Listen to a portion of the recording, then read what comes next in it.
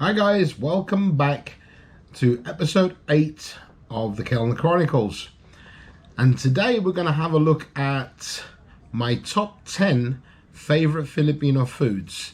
We've spoken before about Filipino foods, but now we're going to go into more detail. But remember guys, this is my top 10. There are many more like it. So before we start, please don't forget to like, subscribe and comment, and even click the notification button to get more like this. Right now we're doing a lot of talkies because we can't do any walkies right now. So bear with me and we'll see you in just a minute.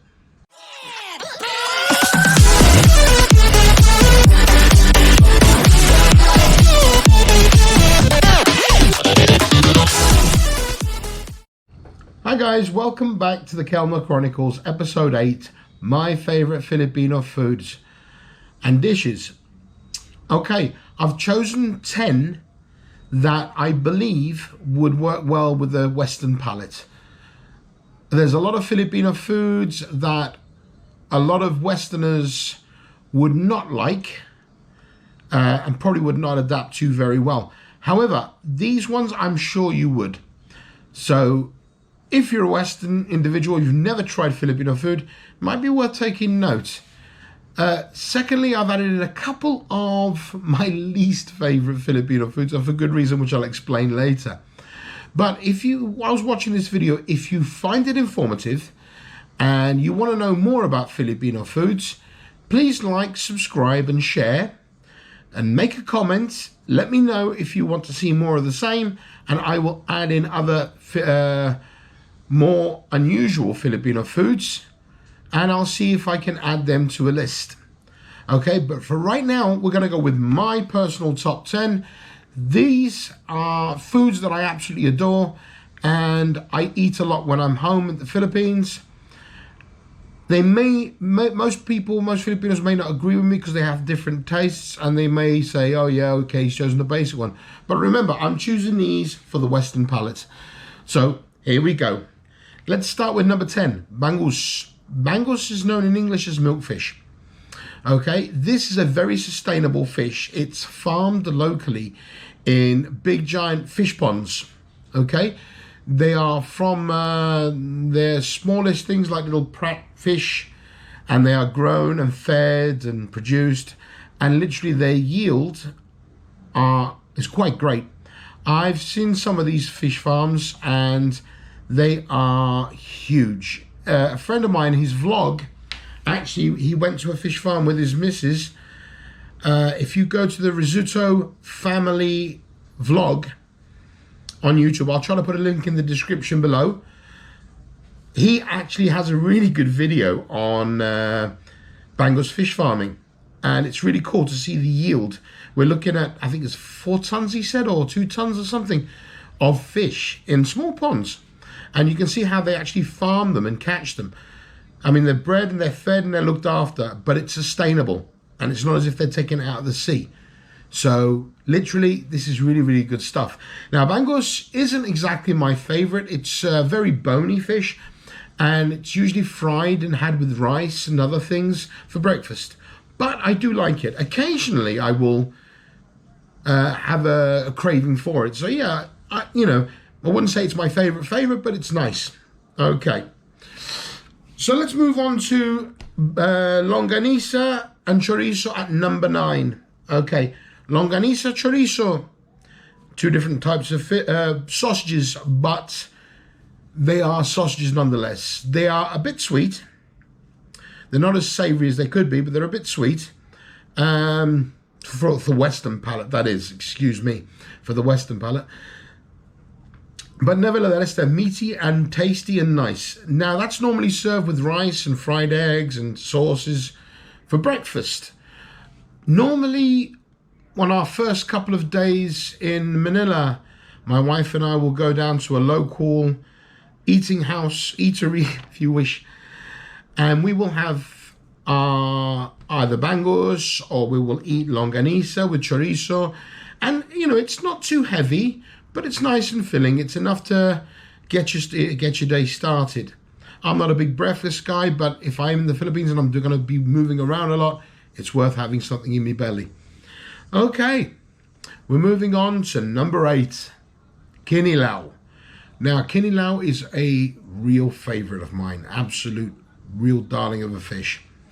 Kinilaw is fish, white fish that has been chopped up raw and put with vegetables in a ceviche style with lemons or calamansi or limes and vinegars, and it literally cooks the fish ceviche style, so it's as fresh as it's going to be, and it is one of these foods that I just love. You know, it's got that nice sweet sour sort of flavor to it from the vinegars and the sweetnesses from the veg that go with it, and it's also, you know, very meaty fish, and it's absolutely delicious. I go crazy for it. So anytime we go to a restaurant, if it's on the menu, we'll definitely order it. Okay, we're going to move on to desserts, a couple of desserts. They're in my top 10. I mean, I know it's not food, it's desserts, but still I think it's worth mentioning because of what they are. Because after every meal, there's nothing better than a nice dessert. Okay, we'll go to number 7 on the list, which is fruit salad Pinoy style. I say Pinoy style, it's actually Filipino style, same thing. Well, the reason I say Pinoy style is because it is a little bit different. Apart from your usual tinned fruits that you would normally find in or recognize from a standard fruit salad, because obviously you're not going to get a lot of fresh fruit, Western fruit there. So a lot of it comes tinned and they have it there, where they put it into a big receptacle, maybe a bowl or a buckety style receptacle, and they will put in big, huge tins of it with condensed milk, cubed cheese. I know it sounds weird, but it actually works very well. Little cubed cheese, buko, which is coconut, and not the coconut that we know, which is dried and powdery, but definitely very jellified, very, very fresh coconut, and the juices are used as well. You know, I absolutely love the coconuts there, and I can just eat tons. And it's really nice. They mix with condensed milks and creams and all sorts, and they put these jellies in there as well that come in jars. I can't remember the name of them. I apologize to any Filipinos. I might be insulting. I can't remember the name of the little jellies, like greens and reds, but they're also very, very nice, and they blend very well with the dessert. Yeah, one of my favorites. I always look forward to, especially the fiesta at the end of the meal. I look forward to that little sweet treat. And yeah, that's a very big Pinoy thing. Moving on to the next dessert in the list, number 6 is leche flan. In the West, we have things like your creme brulees or your creme caramels or your standard flans, like you'd see in the little pots. Yeah, they're very light, they're very fluffy, they're very soft, they're very easy to eat. The Filipino one is a little bit different, and it became a fast favorite with me because I love flans anyway, and this one is a real treat. The flan is made in a similar sort of way with eggs, whilst in the West we've got eggs or we've got the vanilla or whatever, you know, sort of thing. But definitely the egg one is delicious. The Filipino leche flan is a bit more dense than your average flan that we get in the West. It's thicker, it's baked in a bain-marie, similar to a creme brulee or creme caramel, and it does have its caramel underneath. I mean, it's not roasted, but fired on top with a sugar crust, but it has its own crust on top, and it's really set. I absolutely love it, and I could eat it by the ton. You know, not that you wouldn't have noticed. And my wife always as attentive and as loving as she is, whenever we go somewhere, always make sure that I get if there is leche flan available, she'll order it for me. I think she's trying to put me in grave early, you know, cardiac arrest. Anyway, excuse that. Sorry, honey. There is a real taste to it. I mean, the eggs there are amazing anyway, because it's not battery farmed as such. And yeah, they taste uniquely better, in my opinion. And I absolutely love that dessert. It became one of my favorites. Well, we're going to go back on to savories on the next 5. Okay, kare kare. If I've said it correctly, or kare kare, whichever way you, I don't know, maybe I said it the same. But it is a meat dish, like almost like a stew. It's got a great sauce, great flavor. I think it's like a yellowy, mustardy colored sort of sauce. Well, the ones I've had are. My wife once took me a few trips back to Manila when we were in Manila, and she took me to this very popular Filipino style restaurants, okay? And definitely I absolutely loved it. She ordered this kare kare, and it's like like a stew with other foods. And wow, I went crazy for it. I absolutely adored it. I think it's beef, but it's very, very nice and very, very flavorful. It would definitely meet our palate. Okay. We're going from number 5 to number 4. Humber. I love Humber. Humber, what is it? Okay, it's a pork dish. Like a braised pork, I could say, that is cooked with black beans and veg, or mostly onions and things like that. And it's cooked sometimes with a potato, sometimes without. And it's cooked with the pork meat and soy sauces and other flavorings, probably magic syrup, I would not be surprised. Or maybe I'm insulting, I don't know. Sorry if I am. And I think it's got garlic and all sorts, but it's one of these Moorish flavors. You start to eat it and you want it more and more. Last year, my wife made some and brought some down to my work. I'm not going to say where. Shh. I work for the government. It's all secret. Okay, and my colleagues loved it. It was the first time they'd ever had Filipino food. She brought Pansit and a Humber and a whole load of rice and other things as well, and they went crazy for it. As I say, my country, Gibraltar, the culture we've got here, we are very, very adventurous when it comes to food. So for my wife to bring down all these Filipino Pinoy foods was a great treat for the guys. They absolutely loved it, and they thanked us so much for it.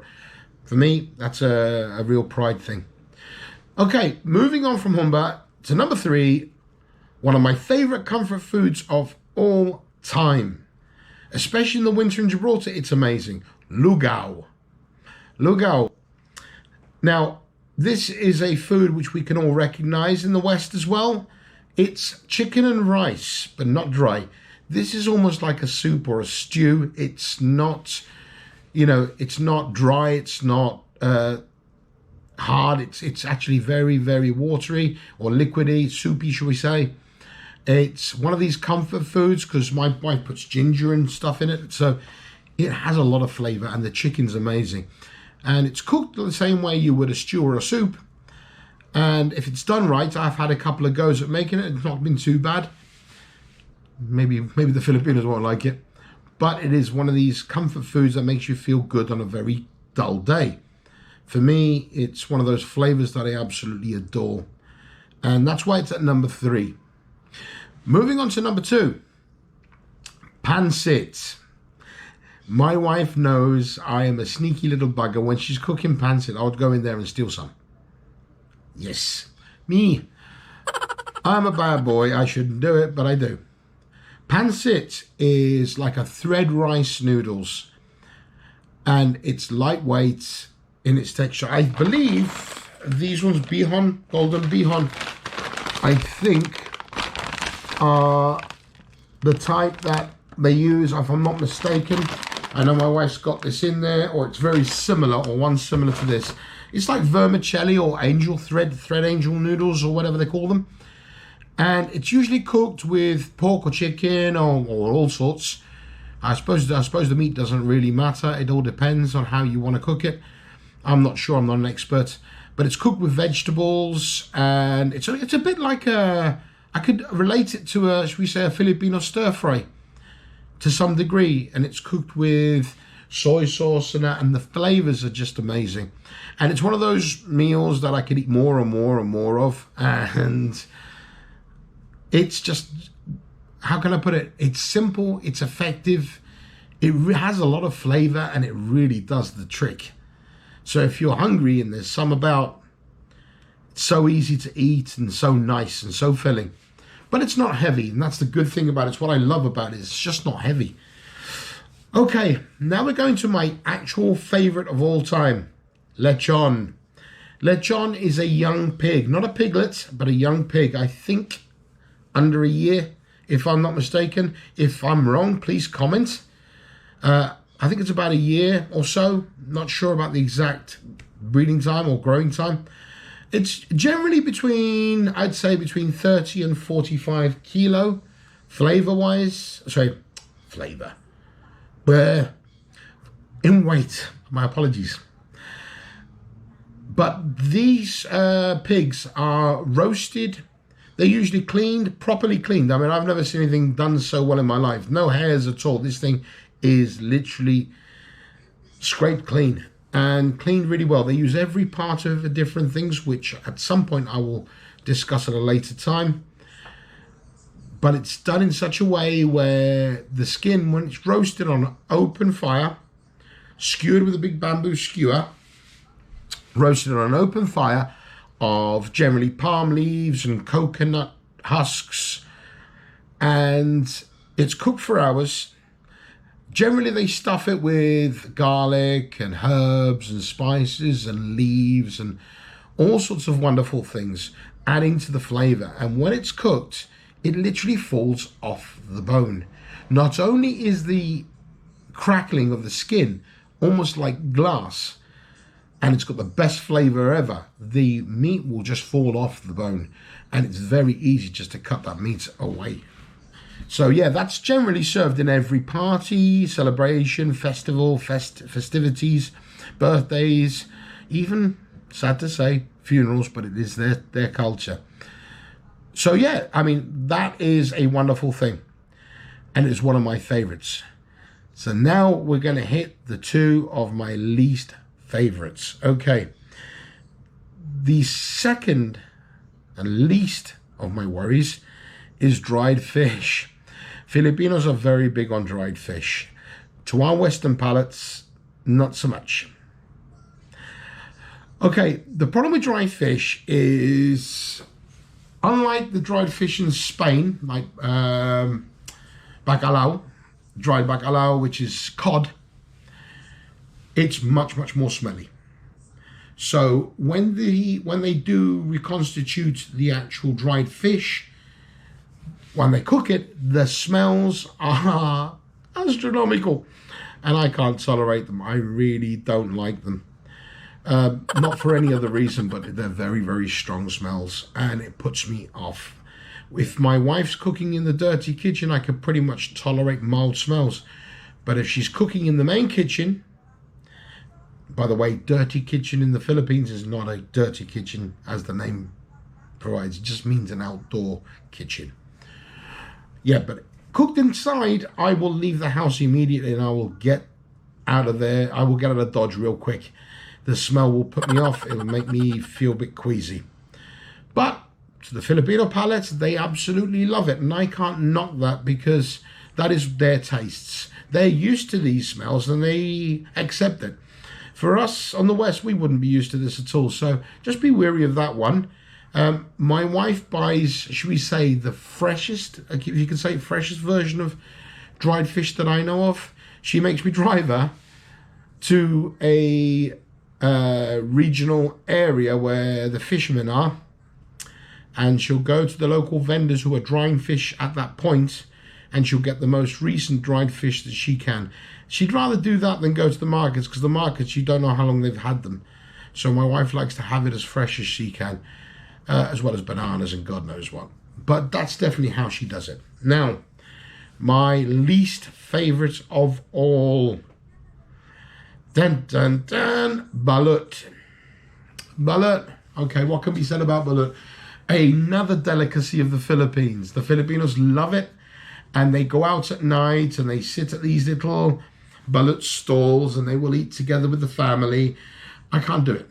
Okay, I'll explain. Balut is an egg of either chicken or duck that has been boiled, but the problem with the egg is it's a semi-gestated fetus of a bird. Yes, you heard me. There might be a picture somewhere around here. But that is, for us, it would be not considered nice, but for the Filipinos, it is culture. So don't knock it and don't belittle it. I may not like it, but I respect it. I just can't imagine putting a fetus of anything in my mouth like that. I probably have, I don't know, but I can't remember doing that. I've tried the lowest version of balut, which is like almost egg. There's no real, and the fetus side of it is almost not there. But there's ones even bad with the feathers on and everything. I'm not knocking balut. I'm just saying, us as Westerners, we won't do it. Some might. Some are a lot braver than me. I can't. So, yes, coward. Okay, that's all we've got for now. We will look at probably doing another top 10 of foods because I've missed out a lot of soups and stews and like sinigang, which is a very sour sort of soup, but it's also nice.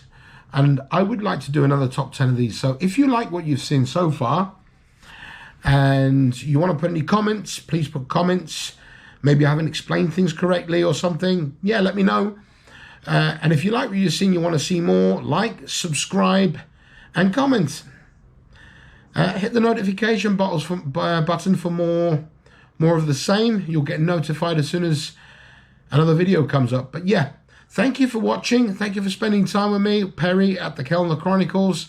And see you again soon, hopefully. Bye-bye.